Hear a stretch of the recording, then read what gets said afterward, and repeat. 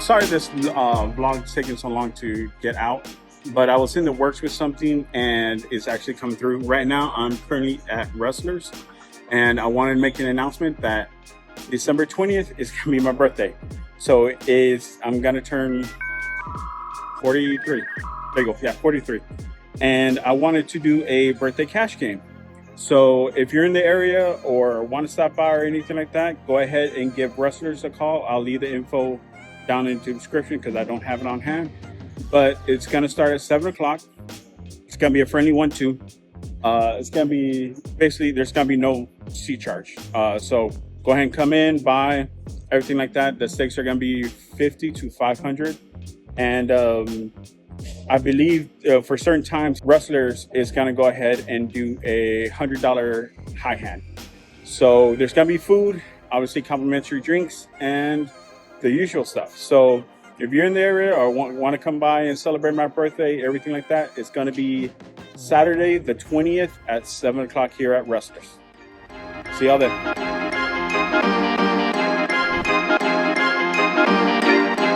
So today, we are here at SA Card House. It's the second biggest one here in San Antonio, next to the Lodge, Rounders. But yeah, got him playing to a cash game, buying for 200 and see how we go.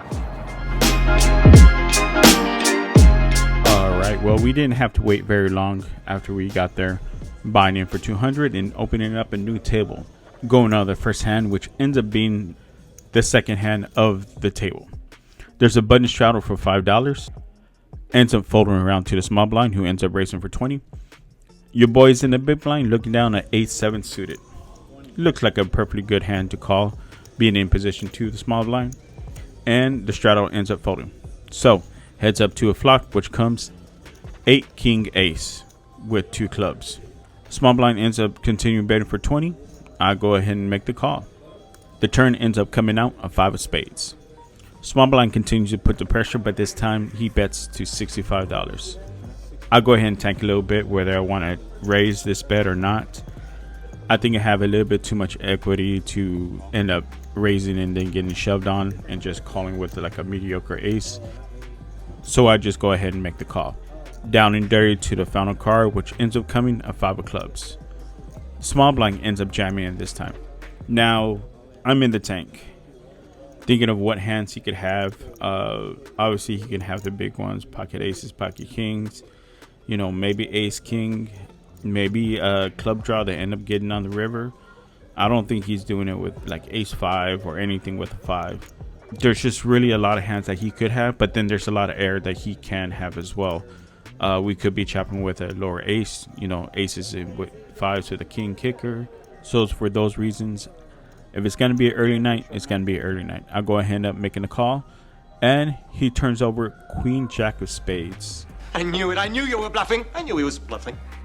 We're going to get all in if a spade ends up coming on the river. Either way, I ended up making a call, and it was the right one this time. Most of the time, I'll go ahead and make the fold there, but for some reason, I had a feeling that he didn't have much, or we were at least chopping.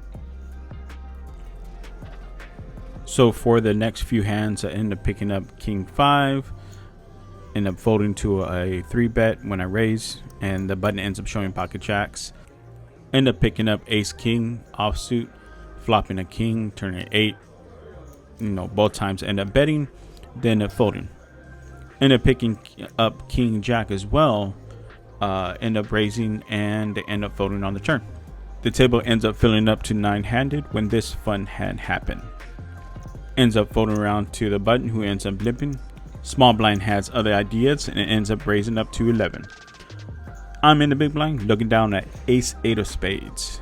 I go ahead and make the call, and so does the button. We end up going 3 ways to a flop, which comes 6 ace 4 with 2 diamonds. The flop ends up checking.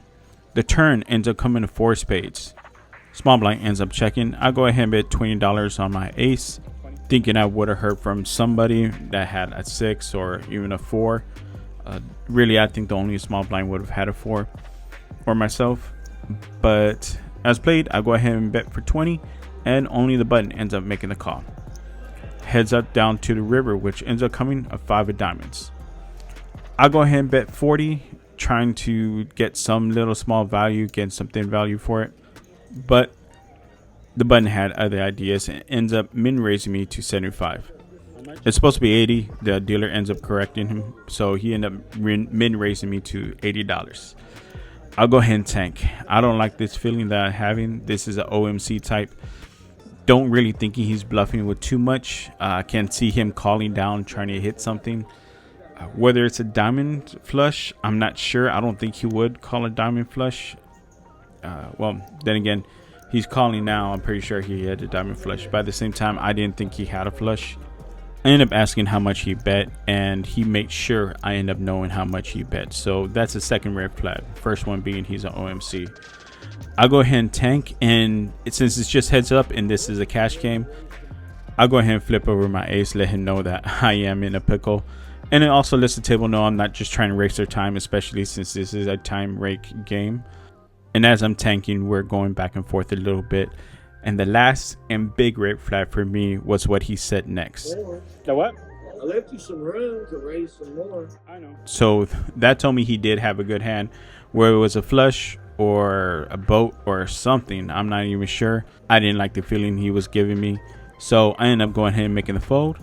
And he was kind enough to end up showing me 7-8 offsuit for the straight. He ends up calling all the way down just to hit that 5 on the river. Good for me. I'm starting to pick up and pay attention to my opponents, but we lose some money on this one. All right, moving right along to the very next hand. This is low jack raise to 15. The cutoff button ended up making the call. I'm in the small blind looking down at king 9 offsuit. I go ahead and make the call, but the big blind ends up raising to 45. Cutoff button ended up making a call. So now I think I'm priced in with king 9 offsuit, thinking I need something like 13% equity or some mathematical poker thing like that. And I'm pretty sure king 9 offsuit in any capacity ends up having that kind of equity. So I go ahead and making the call. End up being 4 ways to a flop, which comes 6-4 king. I go ahead and check. Big blind ends up seeing betting for 60. Folds around to the button, who ends up making a call. I tank for a little bit whether I wanted to raise or just call. I'm not gonna fold, top pair, but I had a feeling that I needed to raise his hand. But for some reason, the big blind ends up feeling like he had such a big hand in his hand, and the button, he just felt like he just had a pair or a draw of some sort. What made it further reason why I didn't want to raise was because the big blind ends up just telling me how much he had, which was 203. With that being said, I still couldn't let go of my pair of kings, so I just go ahead and make the call. 3 ways to a turn, which ends up coming an ace of clubs. I go ahead and end up checking, and the big blind ends up moving all in. Before the chips even cross the line, the button ends up shoving all in. And I couldn't contain my frustration just because I knew I should have raised on the flop.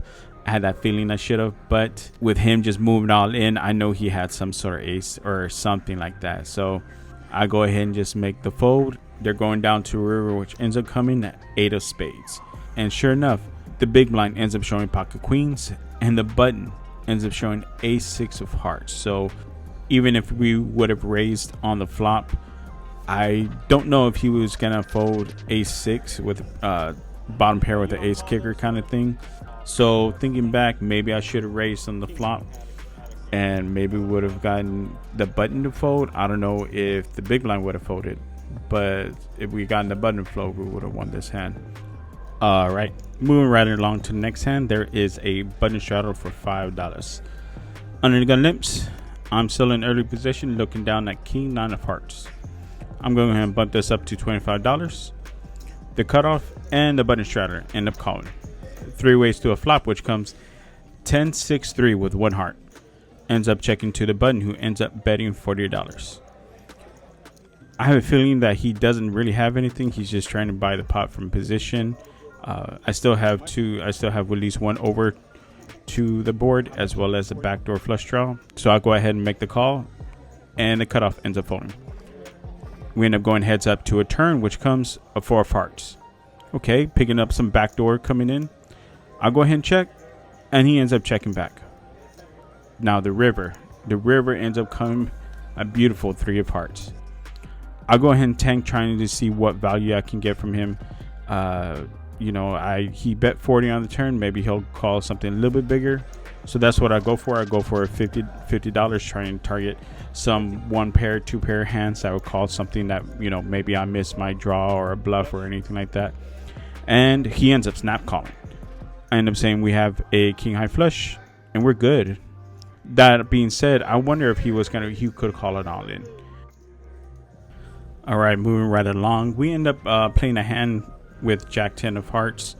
End up just winning like $15 or something like that. Our stack ended up going to $500 until we end up playing a bomb pot.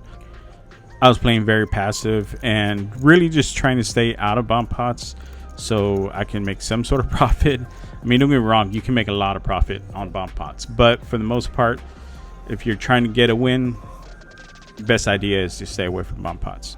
And here we are in this fun hand. Now, like usual, especially with me, there's always one hand that I should have folded pre-flop that got me in trouble, and this is it here in this session.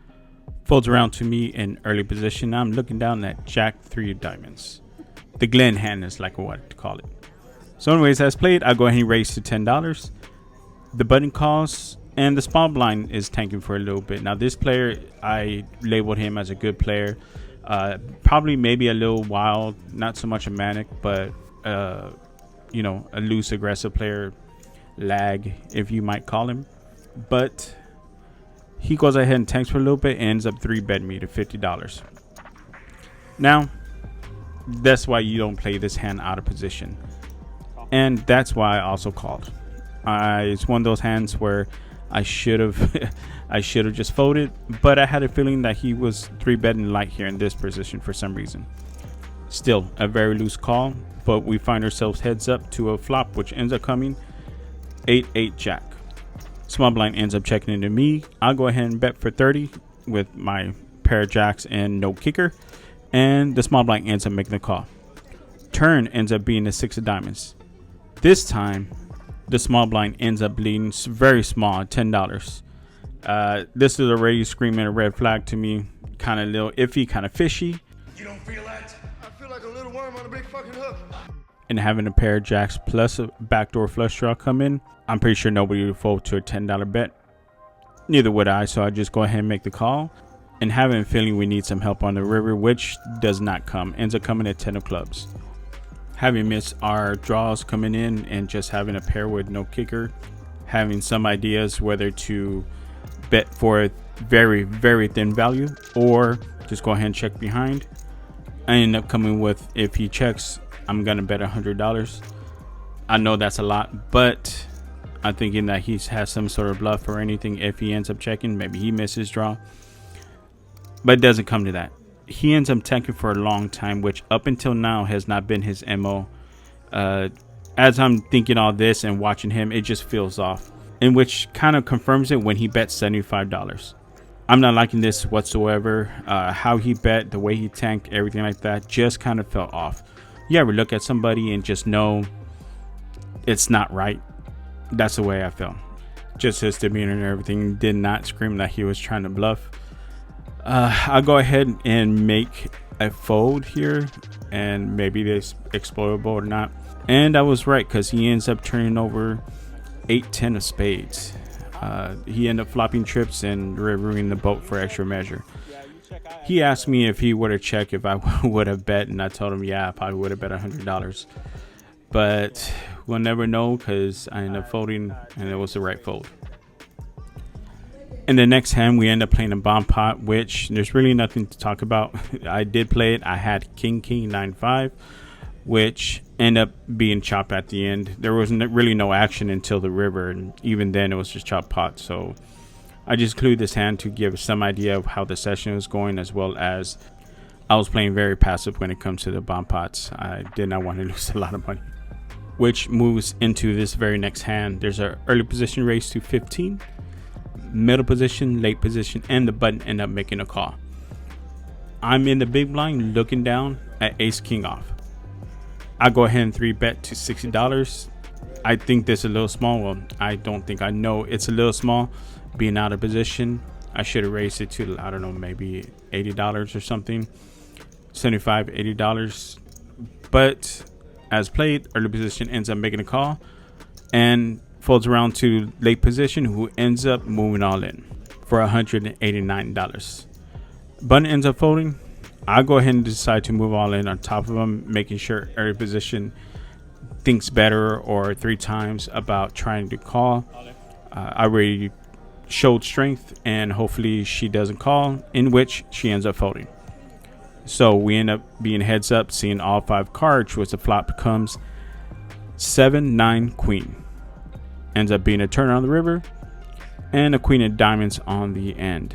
When you get no help, and late position ends up showing pocket 8s. So we end up losing this. Early position and button end up having a discussion about folding hands, and she would have won with ace queen. I'll go ahead and let y'all hear it. Can call it checking. Ace queen can call them. What's that? They call it checking. Jack 8. It's Close. Close. Trying to gather my thoughts from that last hand into this very next one, where I have $135 in my stack. There's a $5 button straddle. Early position and middle position end up limping. Your boy's in the cutoff, looking down at pocket aces. And right away, I already feel my spirits ready to start to lift up. I'll go ahead and raise it to $30. Maybe a little bit small. Maybe I should raise it to about $40, $45. But as played, I went ahead and just raised it to 30. The small blind calls, middle position and early position end up making the call. The straddler ends up folding, and now we find ourselves 4 ways to a flop, which comes queen ace 5. They end up checking it to me. I kind of get a little excited, only because I have literally a pot size bet. So I'll go ahead and shove all in, and everybody folds. So a little win. Maybe I could have gone a little bit more, but I did want to get outdrawn, as well as, like I said, only had a pot size bet left. So we end up starting to go right back up to the right direction. Moving right along to the very next shuffle that ends up happening. The butter straddle is back on. Early position limps, folds around to me in the hijack, looking down at king 7 diamonds. I'll go ahead and limp. I should have raised this, but I was just trying to get my chips in order, as well as just wanting to see a little cheap flop for this hand, which makes everybody else limp in. The cutoff, the small blind, big blind, and the button ends up checking. 6 ways to a flop, which comes 2 king 5 with 2 spades. Early position goes ahead and leads out for $20. Folds around to me. I go ahead and make the call, and so does the button. Now 3 ways down to a turn, which ends up coming to 10 of spades. I'll go ahead and bet $30 for my king. If somebody would have had a flush, I think I probably would have heard from them already. Granted, I know I have some people behind me, but if they end up raising, I'll just go ahead and fold.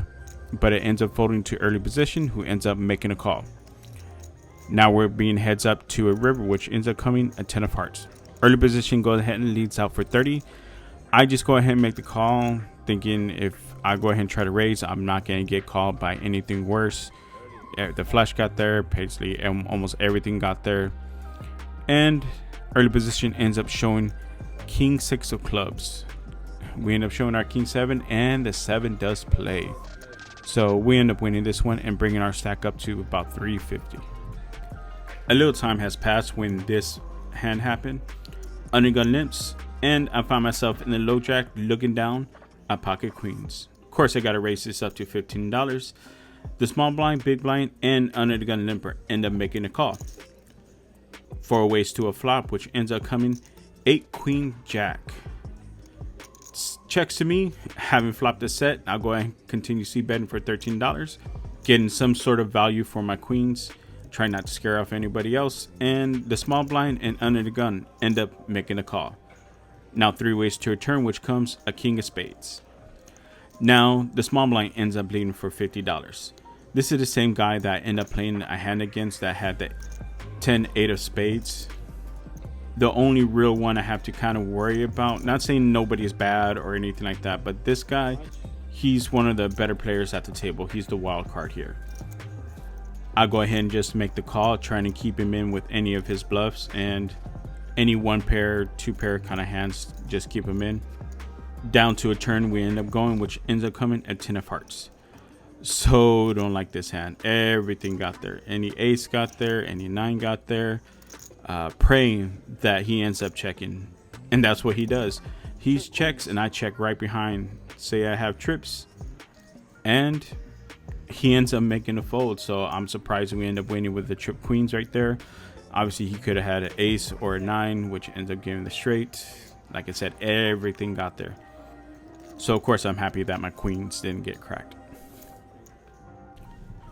I have $475 in my stack. Moving on to the very next hand, which ends up being a button shot for $5.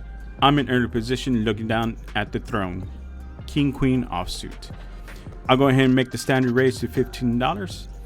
The player on my left ends up making a call.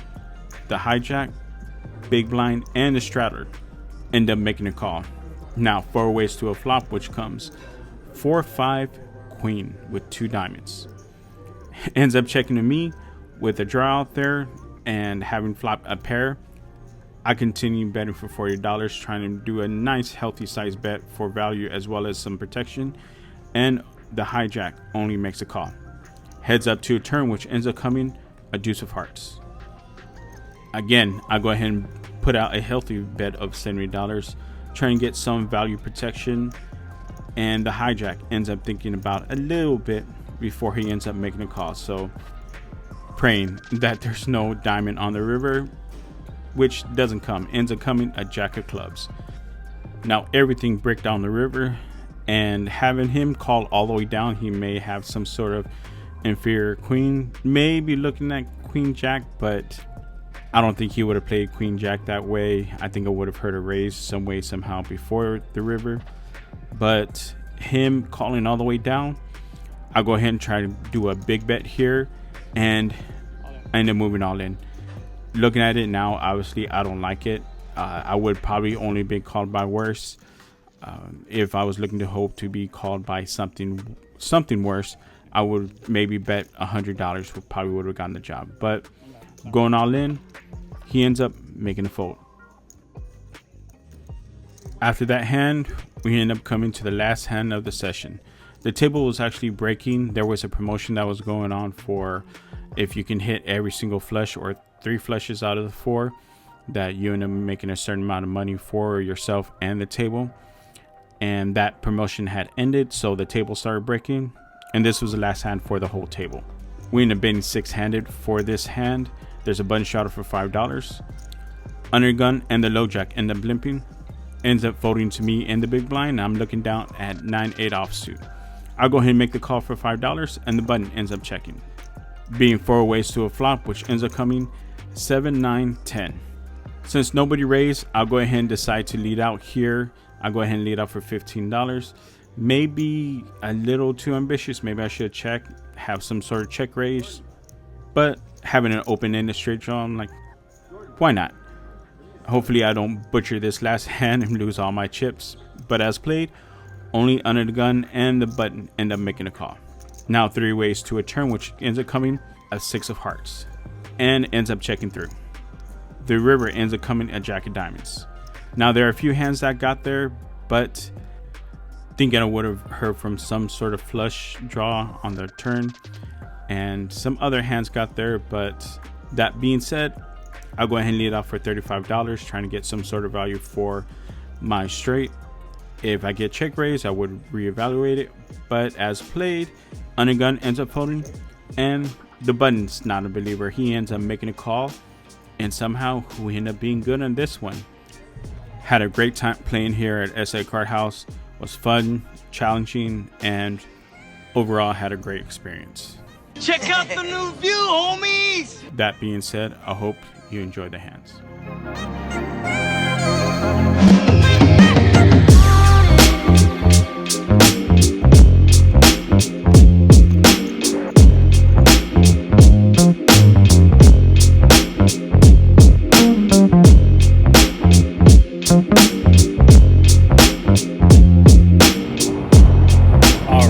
So in for 2, out for 700. How about that? Oh my gosh, that was a roller coaster and a half. For a while there, I was gonna go ahead and rack up both when I was up and down. But yeah, I'm glad I stuck with it though. Oh, thank gosh. But it was good. Had fun, obviously. I think I played okay for the most part. Yeah, for the most part, I think I played okay. Got lucky, obviously, on some things, and just was able to capitalize on the hands that I did make. I think my value betting is getting a lot better. At least I'm starting to eke out that little bit of value from each player. And then yeah, other than that, it was good. So yeah, journey continues. Remember, if you like the videos, leave a like, comment, and then subscribe. Hit the notification bell. See y'all later.